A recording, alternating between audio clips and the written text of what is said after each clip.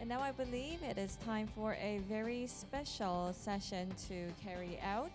In this session, we will take a closer look at not only various media art projects led by Seoul Metropolitan Government, but also topics related to public health, outdoor advertisements, and light pollution as well. We're pleased to have 5 distinguished experts joining us for this very session. And to begin with, this special session, I would like to invite our first presenter, Ms. Hyoju Kong, the researcher at Kiel, for the presentation. Please welcome her with a big round of applause.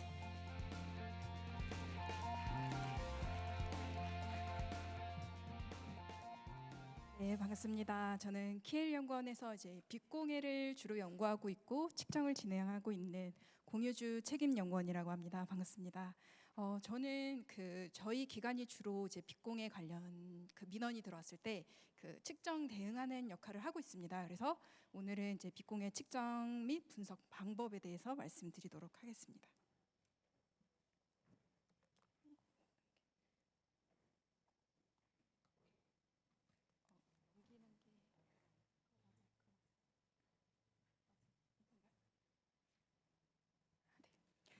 목차는 일단은 저희 빛공해 방지법에 대해서 간단히 설명드리고, 그다음에 측정 방법, 분석 방법에 대해서 말씀드리고, 마지막은 저희가 정부 환경부에서 지정받은 법적 기관입니다. 그래서 빛공해 검사 기관에 대해서 말씀드리도록 하겠습니다. 네, 일단은 빛공해 방지법에 대해서 먼저 말씀드리도록 하겠습니다. 빛공해 방지법은 체계적으로 이렇게 그림처럼 나눠져 있습니다. 주로 환경부가 하는 역할, 그리고 시군에서 지자체에서 하는 역할, 이렇게 크게 나눠져 있습니다. 지금 검정색으로 보이는 부분이 환경부에서 하는 역할인데, 주로 5년마다 종합방지계획을 수립을 합니다. 5년 동안 빛공해를 방지하기 위해서 어떤 역할들을 하고 정책적으로 어떤 것들을 해야 되는지 5년 주기에 방지법을 수립을 하고요. 1년 이 종합방지계획이 수립이 되면 1년이 지나면 지자체에서 도하고 시에서 빛공해 방지 계획을 수립을 해야 됩니다. 그리고 설치관리기준고시 같은 경우는 지금 현재 환경부에서 다 조명 종류에 따라서 고시가 완료가 되었고요. 가장 중요한 부분이 빛공해 환경 영향평가 부분인데, 3년 주기로 빛공해가 어떻게 변화되었는지를 3년 주기로 시하고 도에서 다 진행을 하고 있습니다. 따라서 빛공해 방지법은 2013년도에 시행이 되었긴 하지만 법적으로 효력이 있으려면 이 조명 환경 관리 구역이 지정이 되어야 됩니다. 거의 3개 시도를 제외하고는 거의 대부분이 조명 환경 관리 구역을 지정을 하였기 때문에 법적 효력을 다 가지고 있는 상황입니다. 그래서 빛공해 법적으로 수행해야 되는 내용들을 보면, 첫 번째 말씀드렸던 빛공해 환경 영향 평가가 3년마다 실시를 해야 되고요. 방지 계획을 5년마다 진행을 하고, 빛환경 관리 계획 같은 경우는 조명 환경 관리 구역이 지정이 되면 바로 관리 계획을 수립을 하여야 됩니다. 그래서 가장 최근에 많은 내용이 2020년도에 개정이 되었는데, 내용을 보면 원래는 종합 방지 계획과 시도의 방지 계획이 시기의 연계성이 없었습니다. 근데 이게 법이 개정됨으로써 1년 이내에 시도의 방지 계획을 수립을 해야 되고요. 또 가장 중요한 부분이 유예 기간이 있었습니다. 이게 법이 시행되고 바로 법적 제재를 받는 게 아니라, 기존 조명 같은 경우는 3년의 유예 기간을 주었는데 5년이었는데 이게 단축되어서 더 강하게 3년으로 바뀌고 과태료도 더 증가되었습니다. 그래서 측정하는 부분에서도 가장 중요한 부분인데, 조명환경관리구역 지정하는 부분입니다. 총 법적으로는 1, 2, 3, 4종으로 되어 있지만 용도지역은 시, 도에 따라서 자유롭게 근거에 따라서 변경이 가능한 부분입니다. 그래서 1종으로 갈수록 기준이 강화되어 있고요. 4종으로 갈수록 기준이 완화되어 있습니다. 그래서 기준 같은 경우는 크게 공간조명, 그다음에 광고조명, 장식조명 이렇게 크게 나눠져 있고, 측정하는 항목 같은 경우는 발광품의 휘도하고 조도 이렇게 2가지로 나눠져 있습니다. 그래서 초과했을 때 어떻게 대응하는지를 보면, 일단 개선 명령을 내리고요. 개선했든지 여부를 환경부에 보고를 하고, 향후에는 이게 개선이 되어 있는지 상태를 확인을 해야 됩니다. 불이행 시 다시 첫 번째로 돌아가서 향후에는 1천만 원 이하의 과태료가 부과됩니다. 네, 다음은 이제 빛공의 측정 및 분석 부분입니다. 이게 이제 법으로 이제 시행됨에 따라서 이제 빛공해를 이제 막 측정하는 것이 아니라 이 국립환경과학원에서 만든 이 빛공해 공정 시험 기준이 있습니다. 법적으로 정해진 측정 방법에 따라서 정확성과 통일성을 유지하기 위해서 규정되어 있는 내용입니다. 그래서 측정할 수 있는 기계는 크게 조도하고 휘도가 있기 때문에 저희는 조도계하고 이제 휘도계, 점이도계, 면이도계를 측정을 진행을 합니다. 그래서 공간 조명 같은 경우는 주거지 연직면 조도를 측정을 하는데요. 거의 대부분 5개 측정을 원칙으로 하고 있고 창문 밖에 연직면을 측정을 합니다. 그래서 공간 조명은 특이하게 배경 조도를 측정을 합니다. 조도 같은 경우는 주변 환경에 영향이 있기 때문에 다양한 주변 조명 환경을 배제하기 위해서 측정 조도에서 배경 조도를 뺀 값을 대상 조도 이렇게 측정을 진행을 합니다. 그리고 좀 측정 조건 같은 경우는 저희는 일모로 1시간 이후에 측정을 진행을 하고요. 좀 그 소등 후, 소등 전 이렇게 배경조도, 대상조도 이렇게 측정을 하고 이거는 휘도와 마찬가지로 최종값은 10% 항목 0.9를 곱해서 최종값을 이게 뭐 측정기기의 오차도 있을 수 있고 그 주변 환경의 오차도 있을 수 있기 때문에 최종값은 측정값의 0.9를 곱해서 측정값을 도출을 합니다. 다음은 이제 광고 조명과 장식 조명은 측정 방법은 똑같은데요. 측정했을 때는 가장 중요한 부분이 이 45도 이내, 즉 맨 왼쪽의 그림을 보시면 위아래로 45도 이내 범위에서 측정각과 그 대상 그 조명의 각도를 45도 이내에서 측정을 하고 대부분 면위도계를 측정을 하기 때문에 뒤에 나 있는 그 점위도계 같은 경우는 앵글이 3분의 1도 또는 그 이하로 측정을 진행을 합니다. 그다음에 선 조명 같은 경우는 선에 가득하게 측정을 하고 점 조명 같은 경우는 그 점 안에 그 측정각이 들어오게 측정을 진행을 합니다. 그래서 거의 대부분 면위도계를 측정을 하기 때문에 면위도계 같은 경우는 뭐 시야에 가득하게 측정면을 화면에 가득하게 들어오게 측정을 하고요.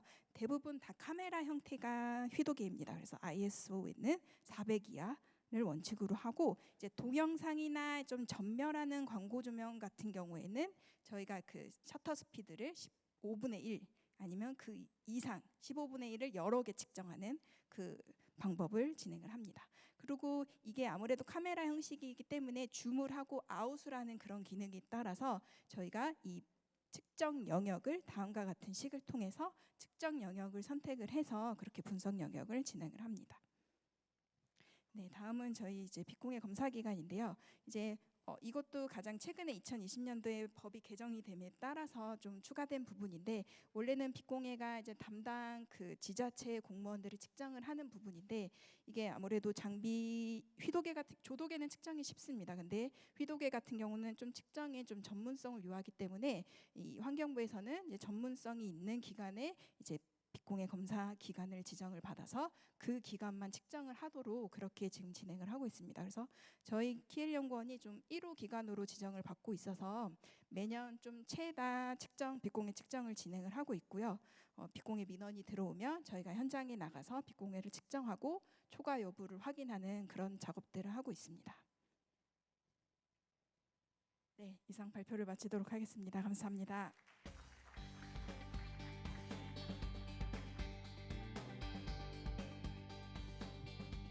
Thank you for the presentation. Thank you. And it was our second presentation from our second day 2 and our 5th session, if I may. And yes, please, we will continue with our next presentation. It will be under the theme, the urban lighting that shapes a healthy culture. So please, I would like to welcome Mr. Hyun-gu Park, the CEO of HCL Lab, with a big round of applause.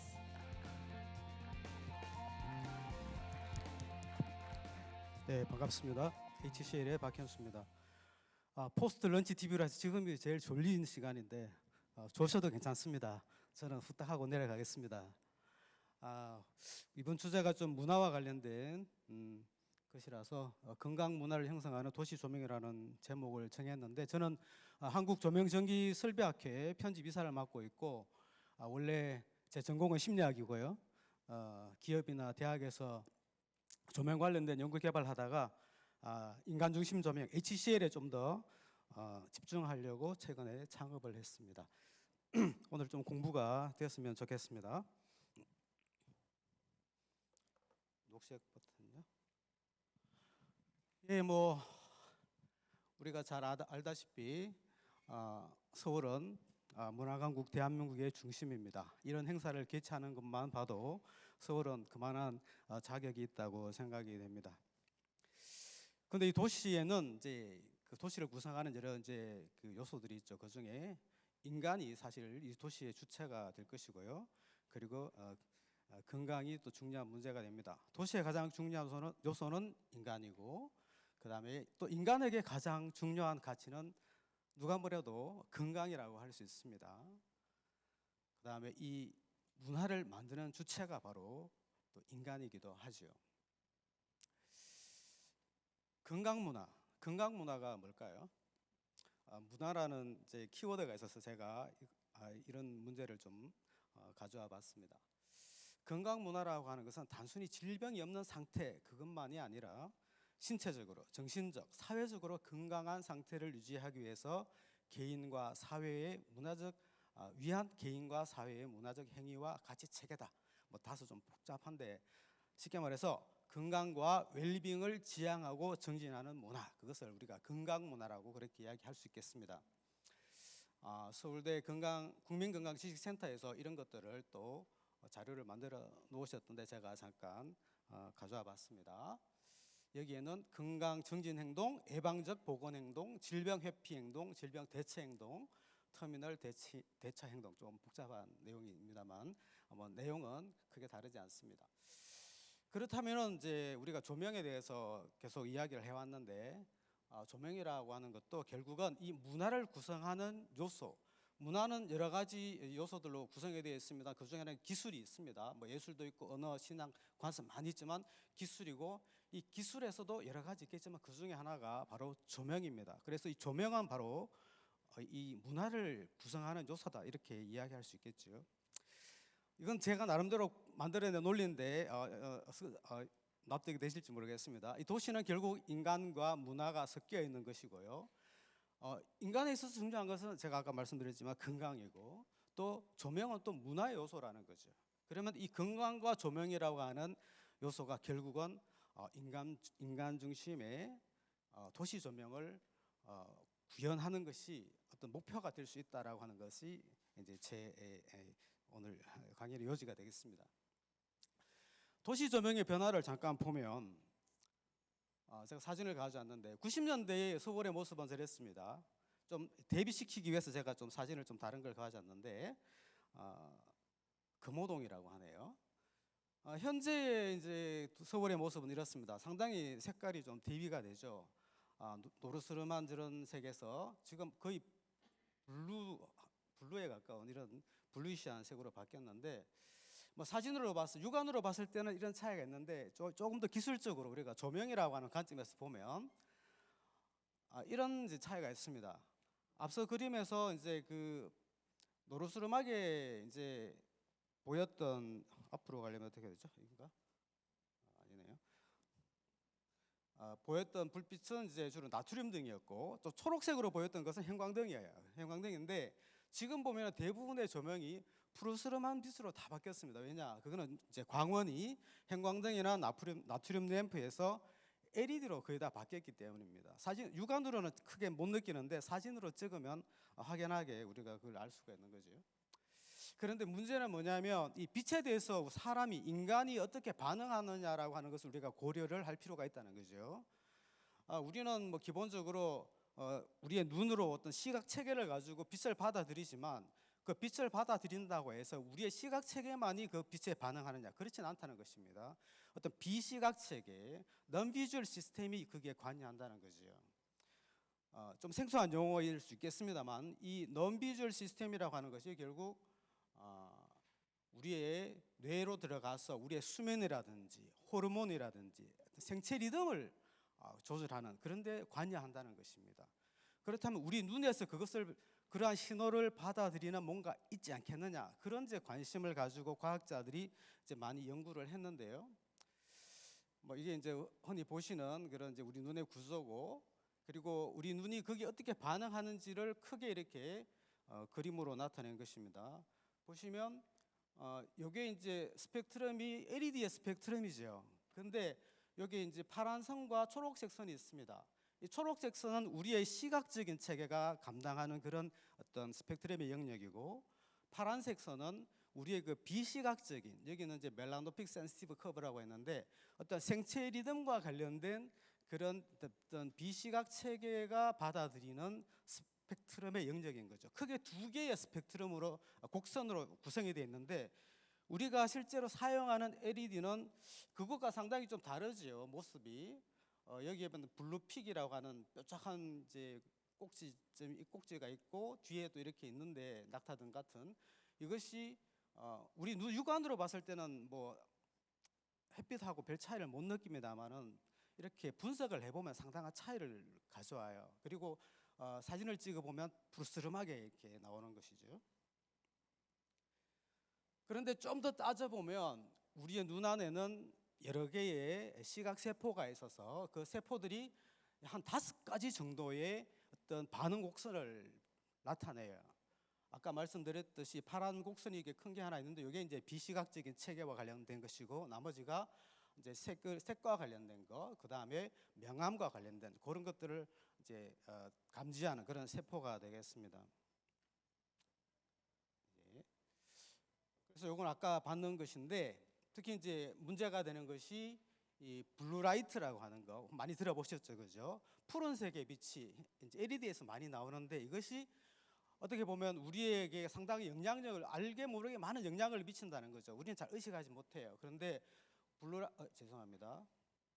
앞으로 가는 거 어떡하지?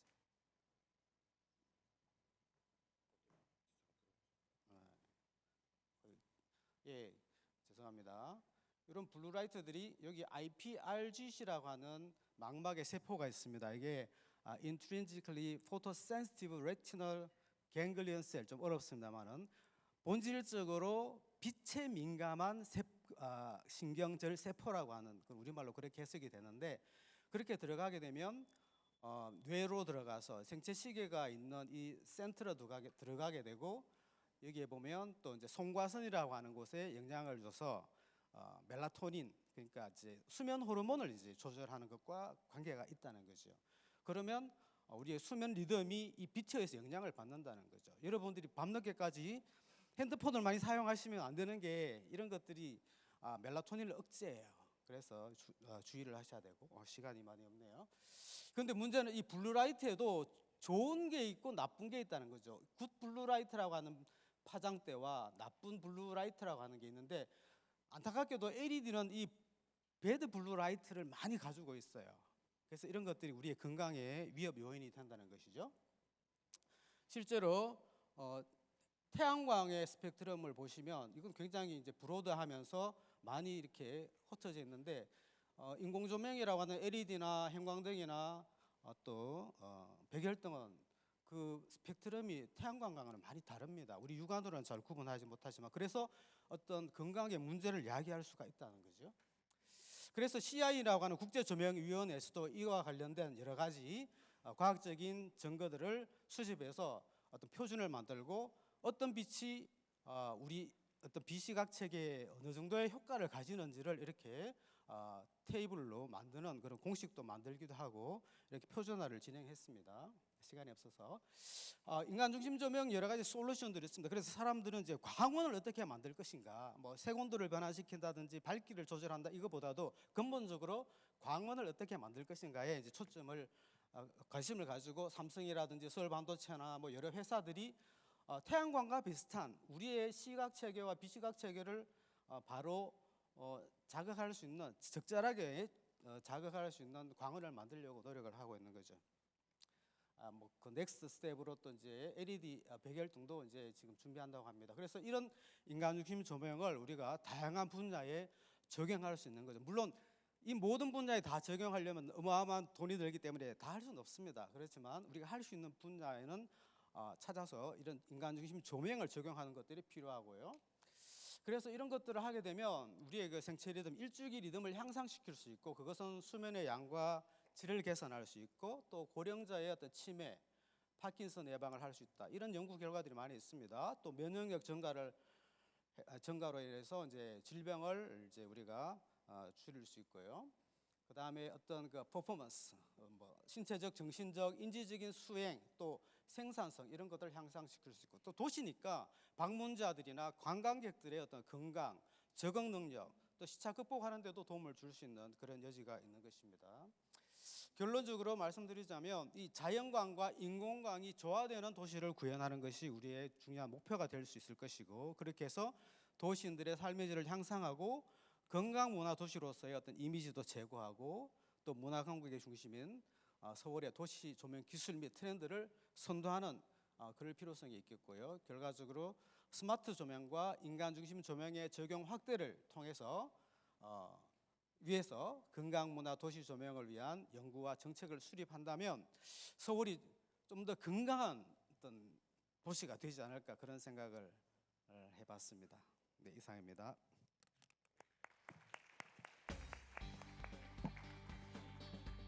Thank you very much to our CEO, Mr. Hyun-Gu Park, for the presentation. And then moving on to our third presenter, it will be on the operation results and future direction of the outdoor advertising free zone in Gangnam-gu. And I would like to welcome Mr. Kuyer Kim, the team leader at WTC Seoul. Please give a big round of applause.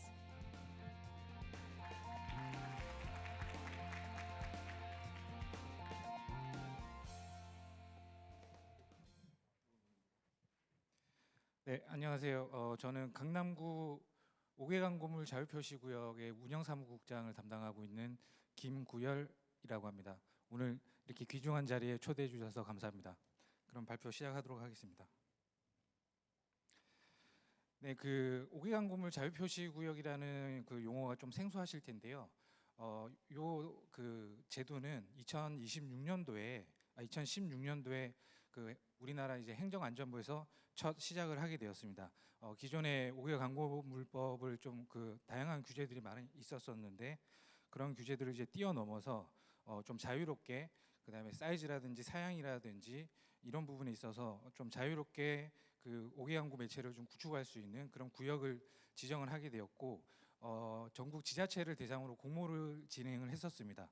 그래서 1차, 2차 심사를 거쳐서 최종 현재 그 강남구 삼성동 무역센터 일대, 지금 보시는 이 빨간색 점선입니다. 예, 저 구역이 그 5개 광고물 자유표시 구역으로 지정이 되었습니다. 저희가 지정된 날짜가 2016년 12월 1일입니다. 그리고 오늘 10월 31일이 되었고 벌써 3,256일, 약 9년이 지나가게 된 셈입니다. 그동안 뭐 나름 열심히 저희는 준비를 했었고, 그래서 기존에 구축 전에 이렇게 좀 삭막했던 무역센터 일대가 다양한 그 5개 광고 매체를 설치를 하면서 이렇게 좀 화려하고 예쁜 모습으로 변모를 하게 되었습니다. 약 500억 정도가 투자가 되었고요. 8개소 20기 매체가 현재 구축이 되고 운영 중에 있습니다.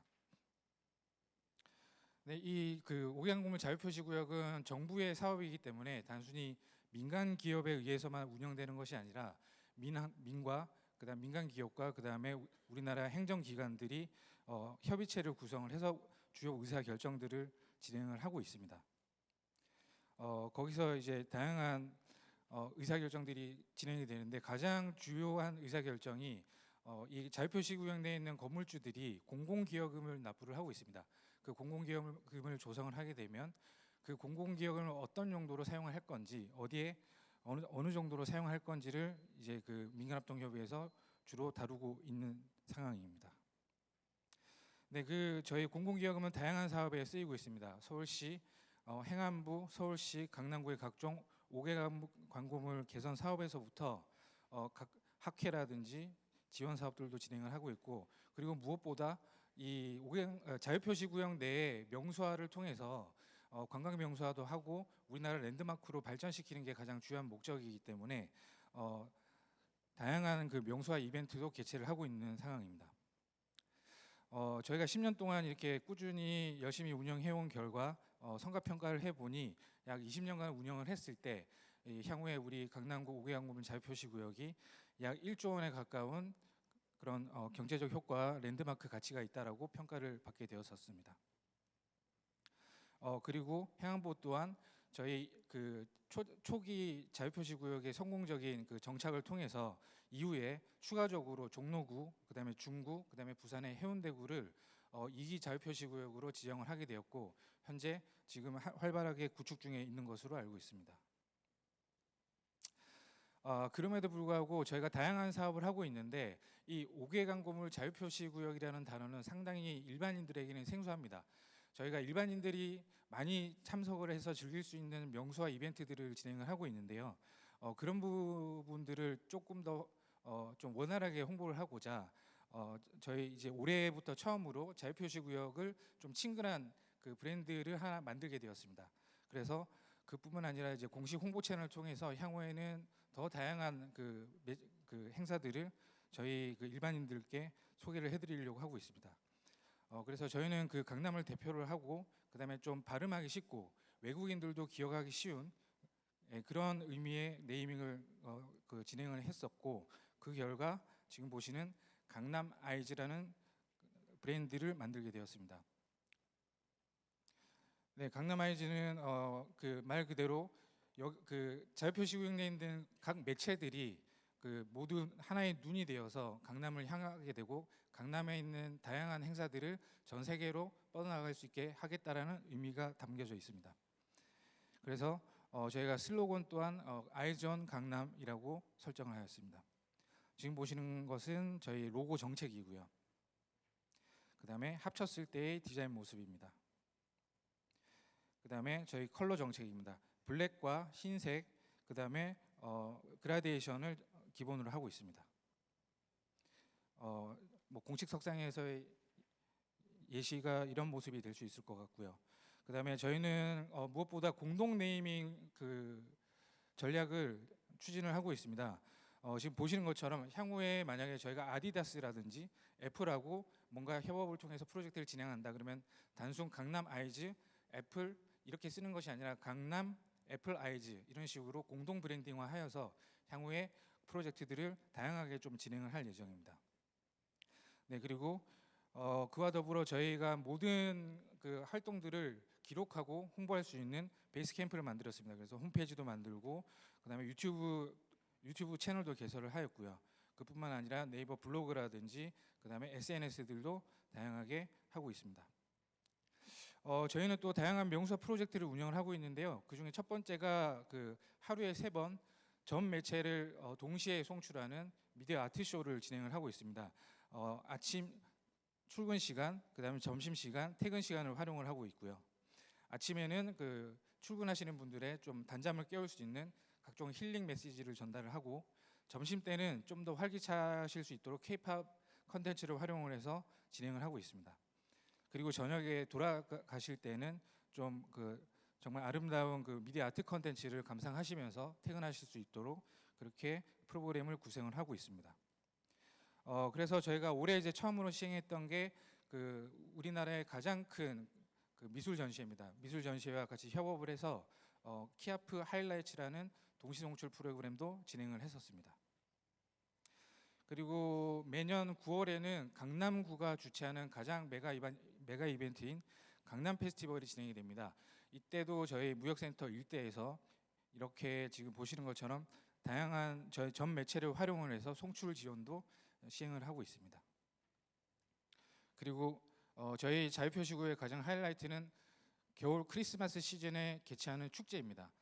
지금 보시는 것처럼 저희 광장과 매체를 활용을 해서 연계를 통해 가지고 다양한 미디어 아트 쇼를 진행을 하고 있습니다. 그래서 매년 저희가 12월 크리스마스 시즌과 그다음에 새해 초까지 진행되고 있기 때문에 관심 있으시면 한번 바로 보러 오시면은 좋을 듯합니다. 지금 저희는 큰 변화를 겪고 있습니다. 지금 보시는 이 조감도는 지금 서울시에서 진행을 하고 있는 이 자유표시구역 주변에 그 복합 환승센터 프로젝트 사업입니다. 현재 지금 보시는 그림에 있는 이 도로가 현재는 지상부로 다 이루어져 있는데 이 도로들이 모두 지하로 들어가고 그 지하 도로 밑에는 각종 환승센터 그러니까 지하철역, 그다음에 기차역, 버스, 택시, 환승센터들이 다 들어오게 됩니다. 그렇게 되면 큰 지하 세계가 만들어지게 되고 반면에 이제 지상부에는 큰 공원이 하나 더 생기게 되는 것입니다. 그래서 저희는 이게 뭐 향후에는 큰 저희 자유표시구역 입장에서는 기회가 될 것으로 보고 있습니다. 그래서 다양한 그 더 큰 메가 이벤트들을 좀 기획을 해가지고 이 지상부 공원과 광장을 활용을 해서 좀 더 밀도감 있는 이벤트들로 나중에 자유표시구역을 좀 더 활성화시키기 위한 노력들을 하고 있습니다. 그래서 결국엔 이 오기광고 자유표시구역은 단순히 매체만 설치해 놓는다고 되는 것이 아니라 향후에 이 공간 마케팅과 그다음에 도시의 도시 브랜딩과 연관이 되기 때문에 이런 부분들을 잘 활용하기 위해서는 다양한 행사가 필수라고 생각을 합니다. 이제 저희가 2030년 정도가 되면 향후에 그 지금 아까 앞에서 보셨던 서울시 프로젝트들이 완성이 될 텐데요. 모든 것이 깔끔하게 마감이 되고 나면 지금 보시는 것처럼 뉴욕의 타임스퀘어에서 열리는 각종 볼드랍 행사처럼 큰 메가 이벤트로 강남을 다시 한번 전 세계에 알릴 수 있도록 하도록 하겠습니다. 감사합니다.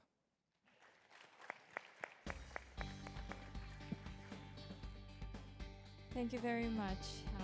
It was our third presenter for the very special session.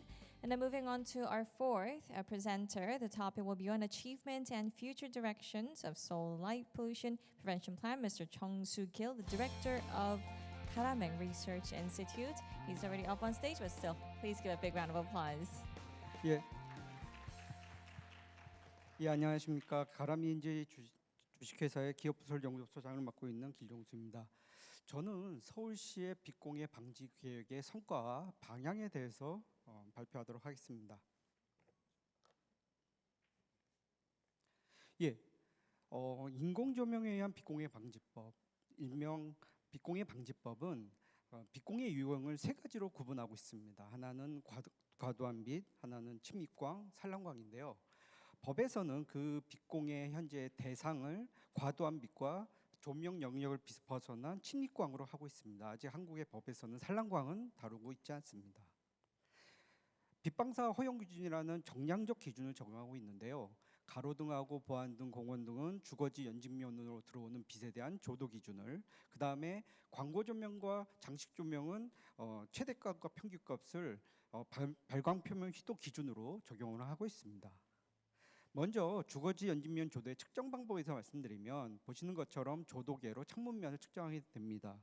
창문면에 나타나는 밝기 분포를 확인하게 되는데요.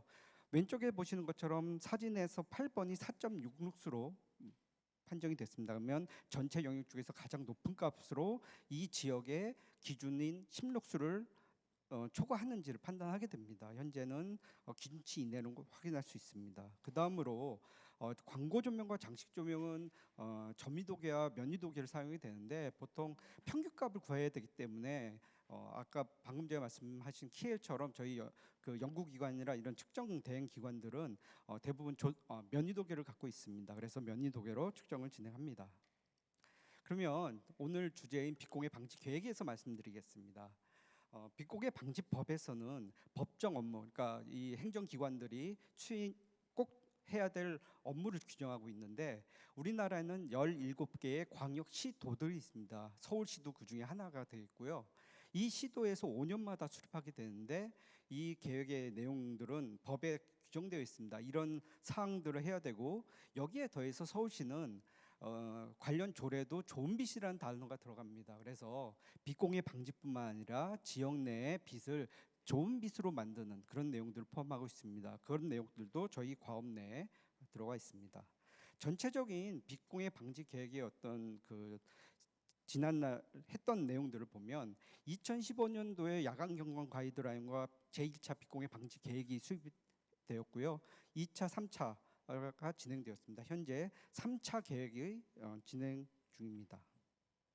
먼저 이런 빛공해 방지 측면뿐만 아니라 서울시는 먼저 그 좋은 빛 조성에 대해서 생각을 하게 됐습니다. 그래서 2018년도에 앞으로 서울시의 빛을 어떻게 하겠다는 기본 계획이 수립되었고요. 이 기본 계획에 의해서 서울의 빛이라든지 서울의 비축 조성, 그다음에 낙후 지역이나 이런 지역의 야간 경관을 개선하는 이런 것들이 이 기본 계획을 통해서 이루어진 성과로 볼 수 있습니다. 서울시는 이 당시 7개 전략 21개 핵심 과제를 했고 대부분의 내용들이 현재 추진이 완료돼 있거나 30년까지 추진될 계획입니다.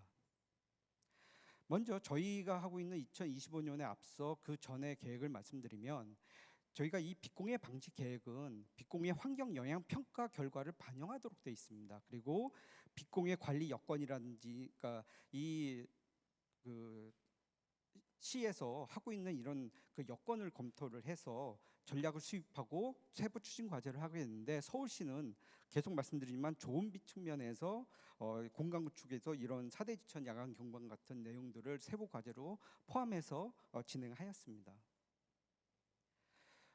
저희가 지금 적용하는 것은 2025년인데 직전에 한 거는 2023년에 진행한 빛공해 환경 영향 평가입니다. 이 결과를 반영하는데 이 결과를 분석해 보면 좀 재미있는 사항이 있습니다. 2013년도부터 빛공해 민원을 통계를 내기 시작했는데요. 2018년 이후에 서울시는 빛공해 민원이 수치적으로 감소하고 있습니다. 상당히 많이 감소한 상태고요. 그런데 공간 조명을 보면 초창기에는 공간 조명, 그러니까 주거지로 들어오는 빛에서 민원을 제기한 사례가 가장 높은 비율을 차지했는데 그게 점차 줄어들어서 2024년에는 공간 조명에서 광고 조명으로 빛공해 민원이 바뀌었습니다. 저희가 판단할 때는 서울시가 LED 조명을 보안 등에 적용해서 교체한 지 한 10년 정도 되는데요. 이 결과들이 누적되어서 공간 조명의 빛공해 민원이 감소하는 그런 결과를 얻었다고 보여집니다. 그 다음으로 야간 경관 측면에서 말씀드리면 앞서 말씀드린 보안 등 관련 내용인데요. 골목길 빛 환경 개선 사업입니다. 기존의 차가운 빛을 따뜻한 색감으로 바꿔 교체하는 사업을 했고요. 그 다음에 고가 하부 같이 미활용 공간에 경관 조명을 설치해서 이곳에 어떤 공간을 좀 시민들이 사용할 수 있도록 했고요. 그 다음에 한양 도성 야간 경관 특화 계획 같은 성곽 축의 어떤 그 야광 경관 명소를 만들고 있습니다. 어저께 대부분의 분들이 아마 현장에 가셨을 것 같은데요. 청계천 야간 경관 개선 사업도 이 계획의 일환으로 현재 진행되고 있습니다. 이렇게 서울시는 먼저 계획을 수립하고 그 다음에 가이드라인을 만들고 이거에 따라서 기준과 설치 관리 기준을 보급하는 이런 계획을 갖고 하고 있습니다. 이런 계획들이 서울시 산하에 25개의 자치구에 있는데 여기서 그리고 한강 같은 경우는 뭐 사업소들이 있는데 여기서 조명을 설치를 할 때 이런 가이드라인이라든지 기준을 반영하게 되어 있습니다. 그러다 보니까 시간이 지나면 지날수록 서울시에 있는 공공 조명들은 어떤 계획성을 갖고 어떤 흐름에 맞춰서 조명이 품질이 계속 개선되고 있고요. 이러한 결과들이 아마 도로를 가거나 아니면 공원에 가면 어떤 새로운 조명들의 어떤 통일성이라든지 아니면 좋은 빛 측면에서 안정감이라든지 이런 결과로서 나아지고 있다고 판단됩니다. 저희가 지금 수행하고 있는 제3차 서울시 빛공해 방지 계획에서 말씀드리겠습니다.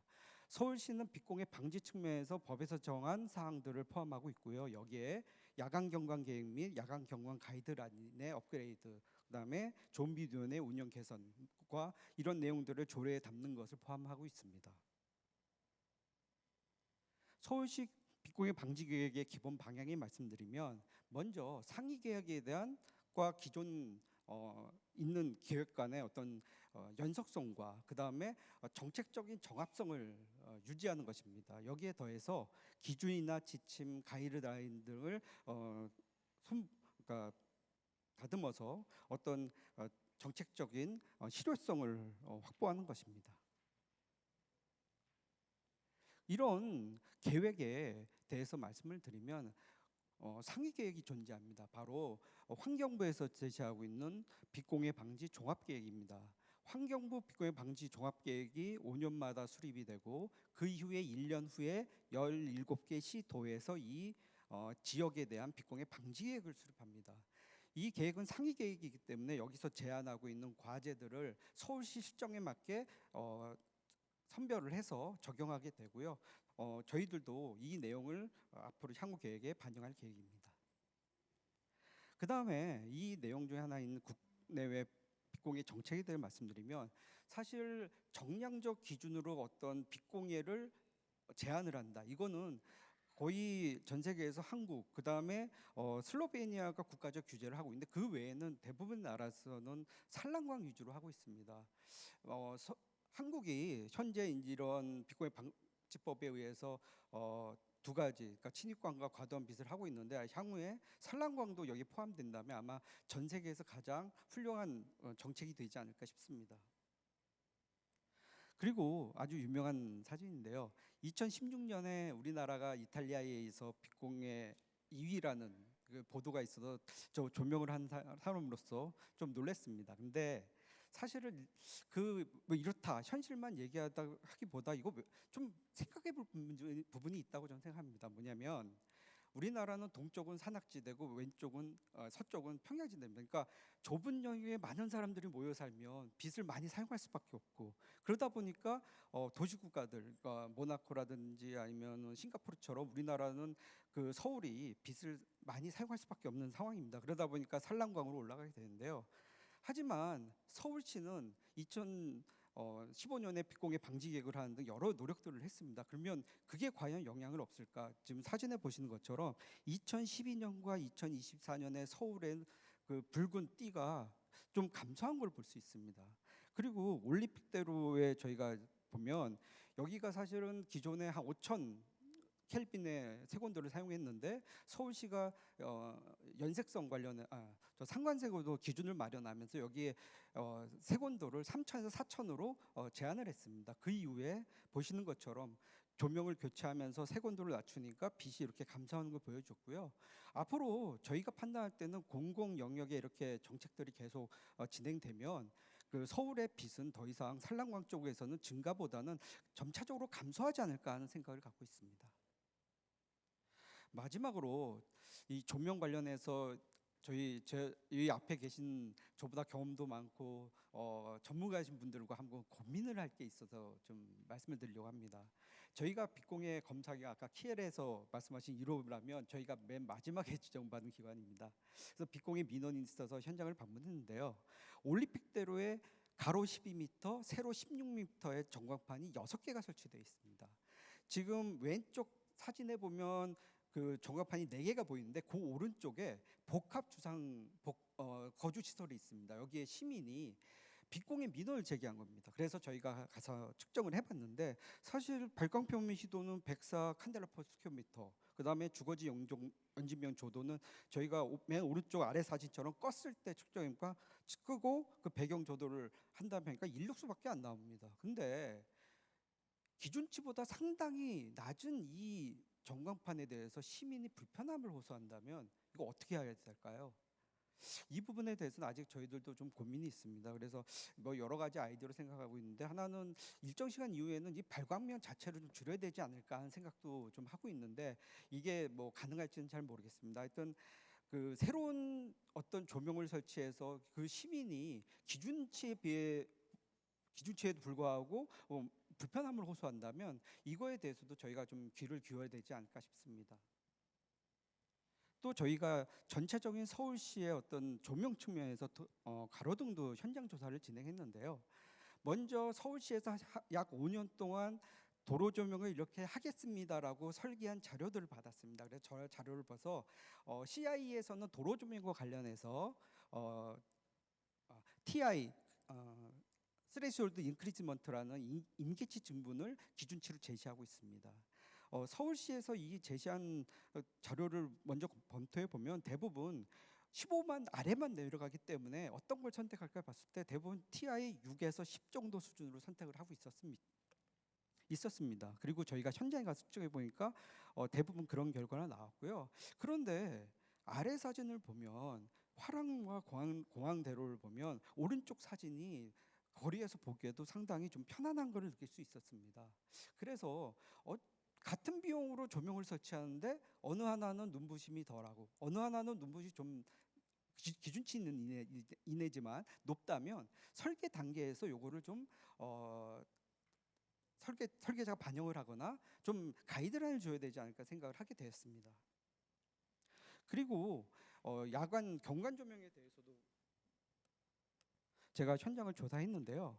자연 환경을 고려해서 스마트 보안 등을 적용한 사례나 있었지만 좀 밝기 분포나 무지 분석 측면에서도 좀 지속적인 개선이 필요하다고 생각했습니다. 저희가 내년에 이제 계획에 담을 새로운 그 제안들을 좀 한 가지만 소개해 드리려고 하는데요. 앞서 말씀드린 것처럼 가로등에 대해서 문제점을 분석하고 개선 방향을 담았습니다. 이런 내용들을 위주로 해가지고 저희들이 계획을 수립할 계획입니다. 서울의 빛공해 방지 계획 2025에 대한 어떤 추진 전략입니다. 그리고 세부 과제들을 이렇게 좀 했는데요.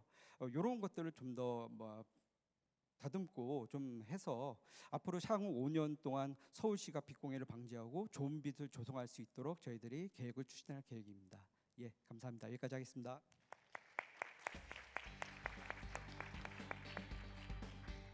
Thank you very much, Director Mr. Chung Soo Kil, for the presentation. And now moving on to our last presentation of the special session. I would like to invite Ms. Chong Ha-yang, the CEO of Easy With, up to this stage for our last presentation. And if we may, let's give a big round of applause.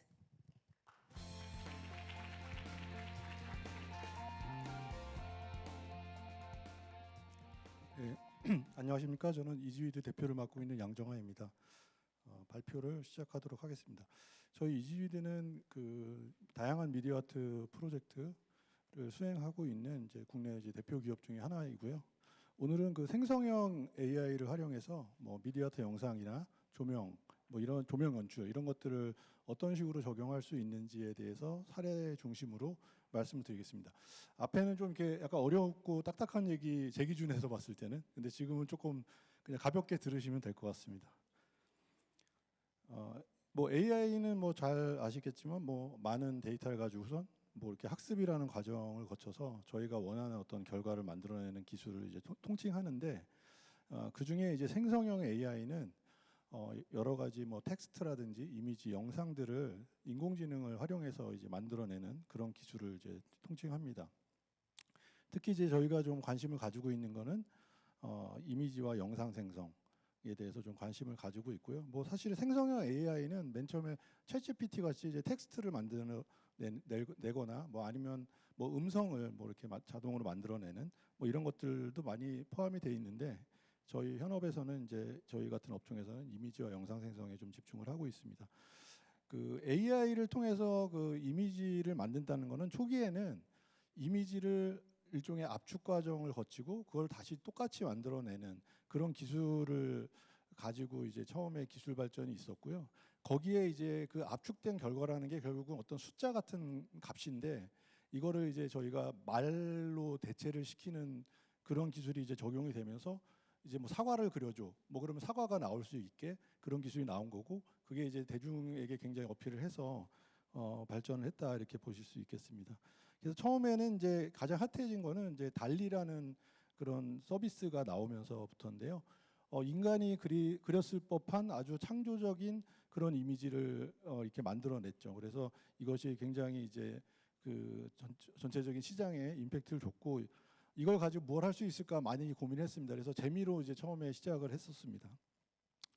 그러다가 이제 예술 분야에서 사실은 인공지능이 예술을 대체하기는 이제 좀 시간이 걸리지 않을까 이렇게 생각을 했는데, 그 인공지능을 활용해서 이제 그림을 딱 그렸더니 이걸 가지고서 이제 미술대회에 출품했더니 심지어 대상을 받은 거죠. 그렇게 돼 갖고 이제 굉장히 이런 아트, 미디어 아트나 이런 아트 분야에서 사용할 수 있겠다라는 그런 생각을 하게 된 계기가 될 거고요. 특히 또 저희가 실질적으로 쓰려고 그러면 그런 이미지보다는 동영상 쪽에 좀 관심을 많이 가지고 있는데, 최근에 그 소라라는 모델이 나오면서 이제 동영상 분야에 그 본격적으로 적용이 되기 시작했습니다. 사실 소라가 나오기 전에는 작가분들이 뭐 그 겐이라는 이제 스타일 겐 뭐 이렇게 해갖고 아까 말씀드린 똑같은 이미지를 학습을 해서 그거 압축을 한 다음에 또 다른 같은 이미지를 만들어내는 그 기술을 활용해서 이제 작품을 많이 했죠. 뭐 래픽 아나돌 같이 이제 그런 분들이 이제 처음에 시도를 했는데, 지금 같은 경우는 그거를 텍스트 디스크립션에서 실제 촬영을 한 것 같은 그런 효과를 낸다든지, 아니면 뭔가 또 애니메이션을 뭐 우리가 그 웹툰 같은 그런 애니메이션을 만든다든지 이런 것들을 할 수 있음으로 인해서 이제 상업적으로 쓰게 됐는데, 대표적으로 그 소라 같은 경우는 나왔을 때 이런 영상을 자기네들이 샘플로 만들었거든요. 근데 이게 마치 그냥 그 카메라로 찍은 것 같은 그런 느낌이잖아요. 그래서 이거는 뭐 영화, 드라마 막 이런 상업적인 부분에서 쓸 수 있겠다 이렇게 판단이 됐고요. 이것도 제가 이제 한번 만들어봤습니다. 최근에 나온 이제 배업 3라는 모델을 이용한 건데, 여기에 이제 그 이렇게 뭐죠, 이렇게 뜨개질 옷을 입은 코끼리의 영상을 만들으라고 한다든지, 아니면 제가 요 이미지 레퍼런스를 주고 3차원 착시 효과가 포함된 애니메이션을 5개 광고 전광판에 송출할 영상으로 만들어줘 했더니 그냥 만든 겁니다. 그러니까 한 1분 만에 만든 거죠. 이제 이 정도로 지금 영상을 만들어낼 수 있는 형태로 발전이 됐습니다. 하지만 이제 기술적으로는 조금 약간의 그 문제가 있는 게, 일단 영상을 생성할 수 있는 길이가 뭐 10초 혹은 30초 이렇게 좀 길이가 좀 충분하지가 않습니다. 그리고 또 하나는 영상을 한번 만들고 다음 영상을 만들었을 때 앞에 뭐 어떤 배우를 하나 만들었다면 뒤쪽에도 그 같은 얼굴을 가진 배우가 나와야 되는데, 그 이제 일관성이라고 그 얘기하는데, 그 일관성에 대한 문제점들이 있는데, 그런 것들도 한 1, 2년 안에는 다 해결이 될 거라고 봐서 지금 이제 영상 제작의 방식이 인공지능을 활용하는 방식으로 이제 급격하게 전환이 될 것이다, 이렇게 좀 볼 수가 있겠습니다. 저희 회사에서도 이제 그 한 3년 전서부터 인공지능을 활용해서 이제 저희는 이제 미디어 아트 분야이기 때문에 미디어 아트 영상을 제작을 해가지고 왔습니다. 보통 이제 기획을 하고 레퍼런스를 검색한 다음에 뭐 이미지도 이제 한번 그 시안을 만들고 그걸 가지고 영상화해서 이제 최종 보정을 해서 이제 최종 결과물들을 만들어내는 이런 과정인데, 이제 인공지능을 활용하게 되면은 기획을 하고 그 기획된 텍스트를 가지고 AI 서비스한테 뭐 이러이러한 사과를 만들어 주는데 빨간색에 그 사과가 춤을 추고 있고 뭐 이렇게 디스크립션을 하면 그 텍스트를 가지고 이제 영상을 만들기 때문에 이 중간에 제작하는 과정이 다 생략이 되게 되죠. 그래서 최종적으로 만들어지게 돼서 첫 번째는 이제 가장 항상 관심이 많으신 비용 절감에 대한 부분이 있고요. 두 번째는 인공지능도 어떤 학습된 데이터에 의한 결과물이기 때문에 인공지능의 스타일이 있거든요. 그래서 이런 어떤 스타일이 사람과는 다른 어떤 디자인적 스타일을 만들어낼 수 있다라는 이 두 가지 이제 장점이 있습니다. 그래서 그걸 바탕으로 해서 저희도 뭐 사업에 적용한 사례인데, 2022년 당시에는 그 일관성 부분이 상당히 해결이 안 됐습니다. 그래서 저희가 이제 이것들을 해결하기 위해서 어떤 방식을 썼냐 하면, 이런 모델링까지는 이제 사람이 했고요. 모델링에 들어가는 여러 가지 리소스들만 인공지능을 이용해서 이제 만들어낸 결과입니다. 그래서 광화문 광장에 아마 이게 대한민국 역사박물관의 미디어 파사드에 이제 송출된 영상 중에 하나고요. 굉장히 결과가 좋았기 때문에 이제 IF 어워드까지 수상을 했습니다. 그래서 이런 식으로 우주인의 모양이 바뀌거나 아니면 이런 모델의 애니메이션의 이 모델링, 애니메틱이 바뀌거나 이러지가 않습니다. 근데 보통 AI로 만들면 저런 것들이 다 깨지게 되기 때문에 실제 상업용으로 쓸 수가 없는 문제가 있는데, 그런 것들을 그 당시에, 지금은 이제 많이 극복이 됐지만 그 당시에는 이제 이런 방식으로 저희가 제작을 함으로써 어떤 일관성과 상업적인 퀄리티 이 두 가지를 만족시킬 수 있도록 개발을 했고요.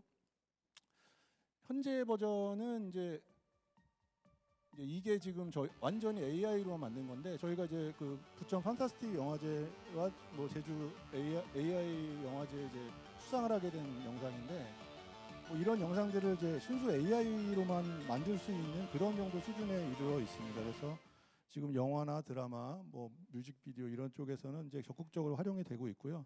저희 같은 분야, 미디어 아트 분야에서도 많이 활용이 되고 있습니다. 마지막으로는 이제 그래도 조명에 저희가 한 3년 전, 2년 전에 적용한 사례가 있습니다. 저희가 이제 조명은 영상과 달리 이제 컬러가 중요하지 않습니까? 그래서 이거는 이 기존의 생성 모델을 이제 뭐 스테이블 디퓨전이나 뭐 이런 뭐 저희가 쓰는 그런 생성 모델을 쓰는 게 아니라 겐 모델을 이용해서 어떤 컬러의 그 이미지상에 있는 컬러의 컨텍스트 정보를 바탕으로 해서 이제 적절한 컬러 값을 이제 추출해주는 AI 모델을 개발해서 진행했던 사례입니다. 그래서 여기 왼쪽에 이미지를 보면은 여기에 있는 컬러 분포 중에 어떤 게 실제 맥락상에 중요한 컬러인지를 이제 추출을 하게 되죠. 그래서 SNS에 이제 올라오는 여러 가지 사진들을 색을 추출을 해서 그것들을 이제 실제 조명에 적용을 한 과정을 보여드리고 있습니다. 그래서 뭐 봄의 경우에는 뭐 이런 색깔, 그리고 벚꽃의 색깔들, 그리고 여름, 그리고 가을, 겨울, 뭐 이런 형태로 해서 이 인스타그램에 올라오는 이미지들의 컬러 패턴들을 분석을 해서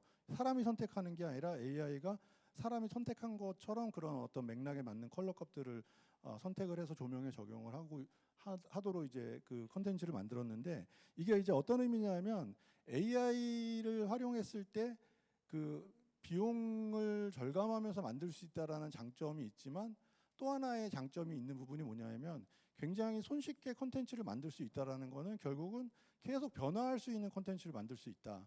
그리고 또 인터랙티브한 그런 연출 컨텐츠를 만들 수 있다라는 장점이 있습니다. 그래서 그거의 결과가 이제 사실 이런 형태입니다. 그래서 레이저와 조명들을 써서 만든 사례인데, 이것들이 정해져 있는 색 연출로 되는 것이 아니라 그 SNS에 올라오는 여러 가지 이미지들의 것들을 실시간으로 추출을 해서 그 맥락에 맞는 조명 연출이 될 수 있도록 개발을 했습니다. 그래서 언제 가도 다른 조명 연출을 볼 수 있게 되는 것이죠. 그래서 일종의 인터랙티브 시스템으로 개발이 되어 있는데, 뭐 이런 것들이 실제 그 AI를 활용해서 뭐 영상과 조명 이런 것들을 연출을 할 수 있는 사례로서 이제 보여드리고자 오늘 준비해 왔습니다. 네, 이상으로 마치도록 하겠습니다.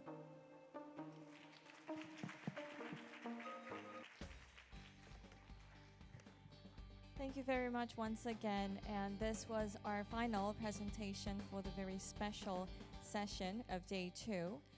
And I think we have run a very long way from the lunchtime. You must be a little tired at the moment. Let's take a break. We hope that we can take the break until 4:10. And we highly appreciate your participation and your interest towards our exhibition on the 4th floor. So please enjoy your coffee and your break during this session. And please be noted that we are carrying out satisfaction survey at the moment. The QR code will be on screen. Yes, right there. So please scan the QR code. It's for a better conference for our future. So thank you for your participation once again. 네, 그럼 저희는 잠시 휴식 취하도록 하겠습니다. 저희는 4시 10분에 다시 돌아올 텐데요. 저희가 참관객